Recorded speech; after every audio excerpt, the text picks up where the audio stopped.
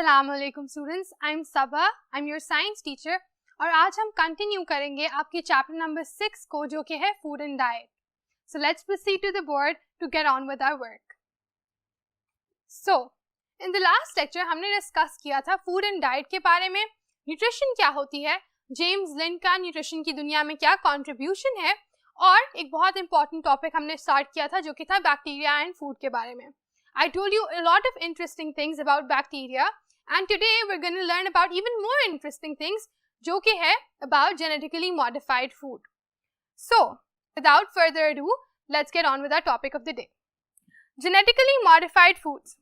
Genetically modified foods are also known as GM foods. They have their genes altered or new genes added. They live in the cells of organisms and have instructions about how they should grow. This is done to improve the characteristics for an organism. One by one मैं आपको ये सारे के सारे characteristics और pointers explain करूंगी so that you understand कि genetically modified foods होता क्या है। नाम से you might be thinking कि ये तो इतना dry और complicated sound करता है, but actually it is one of the most interesting branches in biology that I personally love very much. तो genetically modified foods को हम GM foods भी कह सकते हैं। इसमें होता ये है कि किसी भी ऑर्गेनिज्म के जीन्स को या तो ऑल्टर यानी कि चेंज किया जाता है या फिर उनमें नए जीन्स ऐड किए जाते हैं। उसके अलावा ये जो जेनेटिकली मॉडिफाइड जीन्स होते हैं ये ऑर्गेनिज्म के अंदर बड़े होते हैं और फिर उस ऑर्गेनिज्म को गाइड करते हैं, इंस्ट्रक्शंस देते हैं कि वो किस तरह से ग्रो करें। ये अक्सर इसलिए किया जाता है ताकि ऑर्गेनिजम्स बेहतर तरीके से बेहतर कैरेक्टरिस्टिक्स के साथ बड़े हो सकें। अभी भी आप शायद बहुत कंफ्यूज होंगे कि ये जीन्स क्या होता है, इनकी ऑल्टरेशन क्या होती है, ट्रेट्स क्या होते हैं, and which is why I am going to explain every bit to you.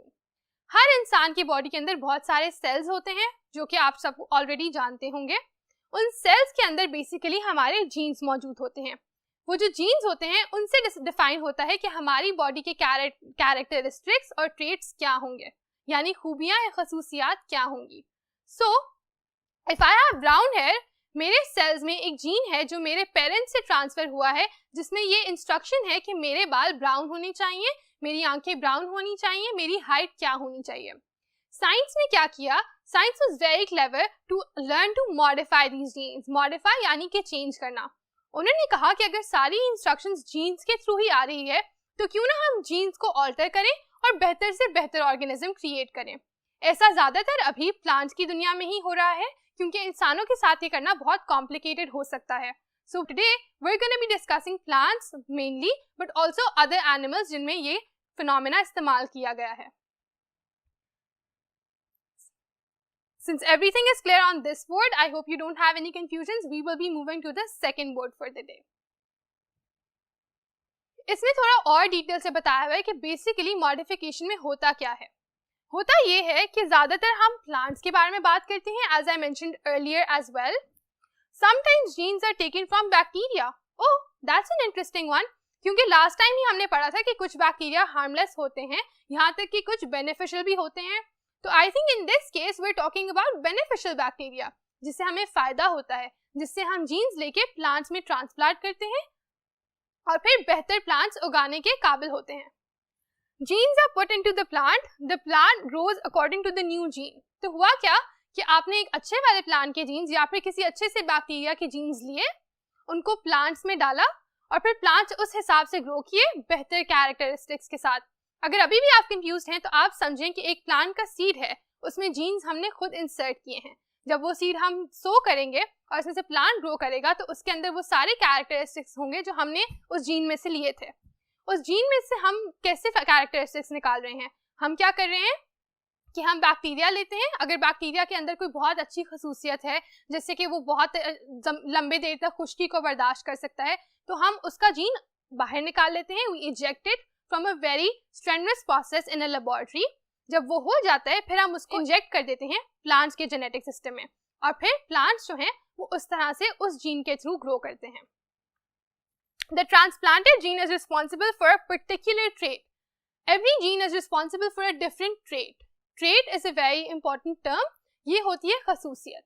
हमारे अंदर हमारे जितने भी फिजिकल फीचर्स हैं वो सारे के सारे अलग अलग कैरेक्टरिस्टिक्स या अलग अलग ट्रेट्स हैं जिनको हम उर्दू में खसूसियात बोलते हैं। तो प्लांट्स के साथ भी यही होता है। जो जीन मैंने बैक्टीरिया से निकाला है वो एक पर्टिकुलर ट्रेट के लिए रिस्पॉन्सिबल है और वो जाकर प्लांट में वही ट्रेट को इफेक्ट करेगा। ये नहीं है कि अगर मैं किसी लंबे बालों वाले जीन को निकालती हूँ या रेड कलर के टमेटो वाले जीन को निकालती हूँ तो वो जाकर अलग अलग चीजों को इफेक्ट करेगा, यानी प्लांट की हाइट को या प्लांट के लीफ साइज को। No, it will only affect the particular trait जिसके लिए मैंने वो जीन निकाला है। अब उसकी कुछ एग्जांपल्स डिस्कस कर लेते हैं। A gene from a plant that can grow well in a drought can be placed in a plant that cannot survive a drought. एक drought क्या होता है? A very long period of dryness. एक बहुत लंबे अरसे तक जो कहीं खुश्की रहती है, यानी बारिश नहीं होती, पानी नहीं मिलता प्लांट्स को, तो उसको हम कहते हैं ड्राउट। और ड्राउट जो है उसमें हर प्लांट सर्वाइव नहीं कर पाता। अक्सर प्लांट्स खुश्की में पानी के बगैर मर जाते हैं। हम इसको बचाने के लिए क्या करते हैं? साइंस ने ये तरीका निकाला कि कुछ प्लांट्स हैं जो ड्राउट में काफी अरसे तक सर्वाइव कर सकते हैं। शायद उनकी पानी की नीड उस तरह से नहीं होती जिस तरह बाकी प्लांट्स की नीड होती है, तो वो करते क्या है, वो उस प्लांट से उसका जीन निकालते हैं जो कि ड्राउट में सर्वाइव कर सकता है। ठीक है, उससे उसका जीन निकाला और फिर उस जीन को उन्होंने एक ऐसे प्लांट में डाल दिया जो कि नहीं सर्वाइव कर सकता। इससे क्या हुआ, जो प्लांट सर्वाइव नहीं कर सकता था खुश्की में, उसके अंदर अब ऐसा जीन आ गया है जब वो ग्रो करेगा तो वो कर पाएगा और इस तरह वो प्लांट ज्यादा देर जिंदा रह सकेगा, ज्यादा देर फल प्रोड्यूस कर सकेगा, या जो भी बेहतरी वो हमें इंसान उससे लेते हैं वो उससे ज्यादा ड्यूरेशन के लिए प्रोड्यूस कर सकेगा, रिगार्डलेस और नॉट कि वहां पर पानी अवेलेबल है या नहीं। A gene from the plant of a very red tomato can be transplanted in one without red tomatoes. इसी तरह होता है कि आपने देखा होगा कुछ प्लांट्स के टमाटर इतने फीके से रंग के होते हैं, and you look at them and you just don't find them attractive enough to buy them. हालांकि कुछ टमाटर होते हैं कि लाल लाल गोल गोल, और आपकी अम्मी भी आपको कहकर भेजती हैं अगर कभी आप कहीं सब्जी लेने जाएं कि अच्छे लाल लाल टमाटर ढूंढ कर लाना। अब साइंस ने सोचा कि कोई भी फीके रंग वाला टमाटर तो लेना ही नहीं चाहता, एवरीबडी वांट्स रेडिश टमेटोज। तो उन्होंने क्या किया, उन्होंने ये तरकीब निकाली कि आप एक रेड टमेटो वाले प्लांट से उसका जीन ले लो और फिर वो जीन एक ऐसे प्लांट में डाल दो जिसके टमेटो शायद उतने रेड नहीं हैं। उससे क्या होगा कि अब दूसरा प्लांट भी रेडर टमेटोज प्रोड्यूस करेगा, and that's why you will find them more attractive and they will be more juicy as well. इससे फायदा क्या हुआ फार्मर्स को, वो बेहतर टमाटर उगा सके। जब वो बेहतर टमाटर उगाएंगे तो वो ज्यादा लोग उनसे खरीदना चाहेंगे और इससे फार्मर्स फाइनेंशियली बहुत बेनिफिट करेंगे। अब हम चलते हैं अगले बोर्ड पे। एक इंपॉर्टेंट फैक्ट जो मैं यहाँ पर मेंशन करना चाहती हूँ ये है कि ऐसा नहीं है कि आपने एक जीन अगर एक प्लांट से निकालकर दूसरे प्लांट में डाला है तो बस वही प्लांट उस नए जीन के साथ ग्रो करेगा, बल्कि उसकी सारी अगली जनरेशंस बाद में अब वो जीन उसके अंदर इनकॉर्पोरेट हो चुका है। अब वो उसी जीन के हिसाब से एक्ट करेगा और बेशक उसके जितने भी फ्यूचर जनरेशंस होंगी उन सब में उसका वो जीन पास ऑन होगा और वैसे ही प्लांट्स उगेंगे। तो एक लाल टमाटर वाला जो दरख्त है वो अपने फ्यूचर जब बाद में उसका सीड कहीं और लगाया जाएगा तो उससे भी एक लाल टमाटर वाला दरख्त ही निकलेगा। So the cycle will not stop, it will keep on going on. Is this good or bad? Now that's an important question. Science में अक्सर इस तरह होता है कि लोग नई चीजें इन्वेंट करते हैं लेकिन फिर काफी देर कंफ्यूज रहते हैं कि क्या ये अच्छी चीज है या बुरी चीज, और हर चीज के प्रोज और कॉन्स यानी फायदे और नुकसान साइंस में आपको नजर आते हैं। तो आप फिर डिसाइड करते हो कि क्या इसके फायदे ज्यादा हैं या नुकसान ज्यादा हैं, हमें इसे यूज करना चाहिए या नहीं। इस सिलसिले में बहुत सारे लोगों की बहुत सारे अलग अलग ओपिनियंस हैं और हम उन सबको कंसिडर करेंगे और मैं आपको प्रॉपर्ली एक्सप्लेन करूंगी। जो इसके साथ हैं, जो उसके सपोर्टर्स हैं, जो कहते हैं कि हाँ जेनेटिकली मॉडिफाई करना चाहिए प्लांट्स और ऑर्गेनिजम्स को, वो ये क्यों कहते हैं, वो क्या कहते हैं कि इसके क्या क्या फायदे हैं। पहला फायदा वो कहते हैं they help developing countries grow more food for their population. उनका कहना यह है कि जो कंट्रीज अभी बहुत अच्छे से डेवलप नहीं हुई, जो अभी तक बन रही हैं, जैसे पाकिस्तान भी एक डेवलपिंग कंट्री है, बहुत अमीर कंट्री नहीं है, तो उनको अपनी पॉपुलेशन के लिए खाना बनाने में मसला होता है। उसके लिए वो इस तरह प्लांट्स को मॉडिफाई कर सकते हैं और ज्यादा खाना प्रोड्यूस करने के लिए उनको ऑल्टर कर सकते हैं। इससे वो अपनी पॉपुलेशन के लिए ज्यादा जल्दी और ज्यादा बेहतर खाना बना सकेंगे। उनका दूसरा पॉइंट ये है कि they enable crops to withstand harsh climates. जैसे कि हमने ड्राउट की बात की, ड्राउट का मतलब एक बहुत लंबे अरसे तक खुश्की रहना। हर प्लांट इसमें सर्वाइव तो नहीं कर सकता। इसी तरह अगर बहुत ज्यादा तूफानी बारिशें कहीं हो रही हो तो प्लांट उसको भी सर्वाइव नहीं कर सकता। अगर कहीं पे बहुत ही आइसी कोल्ड क्लाइमेट हो तो प्लांट उसको भी सर्वाइव नहीं कर पाएगा। तो इन सब चीज़ों से बचने के लिए आप प्लांट को जेनेटिकली मॉडिफाई कर दें ताकि वो इन सब क्लाइमेट चेंजेस को एक्सेप्ट कर सके, उनको टॉलरेट कर सके और विथस्टैंड कर सके और उनके बावजूद अपनी प्रोडक्शन और अपनी ग्रोथ को कंटिन्यूड रखे। तो इसी वजह से वो कहते हैं कि अच्छा तो यही है ना कि प्लांट मरे ना और आप उसको ज़्यादा देर जिंदा रख सकें, तो इस वजह से आप उसको मॉडिफाई कर दें ताकि वो बेशक जैसा भी मौसम हो वो उसको विथस्टैंड और टॉलरेट कर सके। They help plants to withstand harmful viruses, bacteria and fungi. अब बात यह है कि सिर्फ और सिर्फ मौसम का ही मसला नहीं होता, प्लांट्स को बैक्टीरिया, फंजाई और वायरस भी इफेक्ट करता है।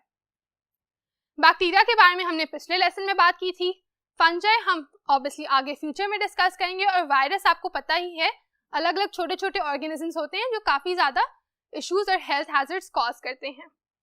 तो ये कह रहे हैं कि अगर आप प्लांट को जेनेटिकली मॉडिफाई कर दो कि वो किसी बैक्टीरिया या वायरस से इफेक्ट ना हो, तो इससे ये होगा कि वो उसको बीमारी नहीं लगेगी, वो खराब नहीं होगा और आपको उसको हटाना नहीं पड़ेगा। Another way of keeping the plant live longer and being able to make it produce more and more food. They make it possible for plants to grow without pesticides. Pests क्या होते हैं? You must have heard the term, think about it. Okay, I hope you gave it a go. तो pests होते हैं insects, छोटे कीड़े मकोड़े जो प्लांट्स को अक्सर डैमेज करते हैं क्योंकि वो भी प्लांट से अपना खाना सीख करते हैं। तो हम क्या बात करें कि कभी कभी हम प्लांट्स को इस तरह मॉडिफाई कर सकते हैं कि उनको पेस्टिसाइड्स की ज़रूरत ही ना पड़े। अब पेस्टिसाइड्स क्या होते हैं? पेस्टिसाइड्स होते हैं उन कीड़े मकोड़ों को मारने के लिए जो प्लांट्स पे स्प्रे किया जाता है। अब अक्सर प्लांट्स पे वो स्प्रे जब करते हैं तो क्या होता है कि वो स्प्रे उसी पे रह जाता है और जब इंसान खाते हैं तो उससे उनकी तबीयत खराब होती है क्योंकि वो पेस्टिसाइड्स वाला प्लांट खा रहे हैं। तो उससे बचने का तरीका ये है कि आप प्लांट को ही जेनेटिकली मॉडिफाई कर दो, उसको ही पेस्टिसाइड्स की ज़रूरत ना पड़े। जब उसको ज़रूरत नहीं पड़ेगी तो आपको उस पर स्प्रे नहीं करना पड़ेगा और इनडायरेक्टली ह्यूमंस को वो कंज्यूम नहीं करना पड़ेगा। I know this is a bit too much to take in, but if you review this lecture आपको समझ आएगा कि इतनी मुश्किल टर्म्स नहीं है, बल्कि आप इनको हर रोज सुनते हैं, आपको सिर्फ अभी इनको कंसेप्चुअलाइज करना नहीं आया, जो कि हम विद लेक्चर बाय लेक्चर कर लेंगे। So let's move to the fourth word of the day. So now that we have discussed कि genetically modified foods के advantages क्या होते हैं, we should also consider कि उसके negatives क्या होते हैं। And opponents यानी कि मुखालिफों ने कई points raise किए हैं कि genetically modified foods को use नहीं करना चाहिए और उसकी वजह ये है। Opponents say they are bad because they interfere with natural food chains. Natural food chains यानी जो कुदरत का निज़ाम है, जो कुदरती food chains हमारे इर्द गिर्द present हैं, obviously जेनेटिकली मॉडिफाइड फूड्स उनको ऑल्टर कर देते हैं क्योंकि कुदरती निज़ाम तो यही है कि बीज साइड पर गिरा और उसी तरह का एक और प्लांट ग्रो कर दिया। लेकिन हम क्या कर रहे हैं? हम तो एक खुद से बनाया हुआ, क्रिएट किया हुआ जीन प्लांट कर रहे हैं। तो इसमें वो कहते हैं कि इस तरह नेचर की चीज़ के साथ इंटरफेयर करना इज़ नॉट आइडियल और हमें इसे अवॉइड करना चाहिए, वरना आगे जाके शायद उन्हीं प्लांट्स की जनरेशन्स को इशू हो और वो अलग अलग तरह के एनवायरनमेंट से कोप ना कर सकें।